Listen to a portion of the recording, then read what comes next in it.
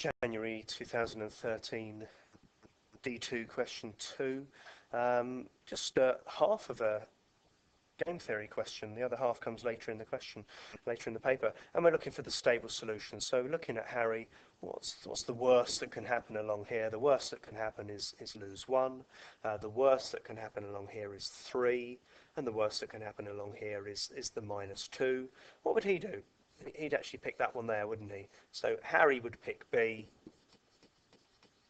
Harry would pick B. The worst that could happen is 3. Now go down Will's. The worst that could happen here is he'd have to pay out 4. The worst that could happen here is he has to pay out 6. Here he'd pay out 3. And here he'd pay out 7. And so Will would do F. And they match, don't they? We've now got to be a bit careful. The examiner's report says that people knew what to do but then didn't actually write the things correctly.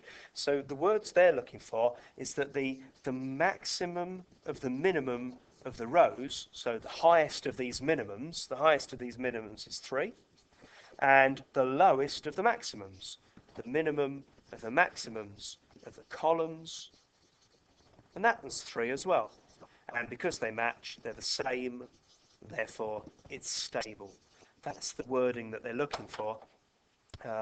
Careful that you've got something similar. Saddle points hasn't been asked for a long time, and it did say that people didn't know what it was going to be. It's just sort of the point that we're actually trying to get here. What is the stable solution? And the stable solution is B and F. So Will plays B, Harry plays B, and Will plays F. I know we've written that already there on what to do, but that's the point they wanted for that.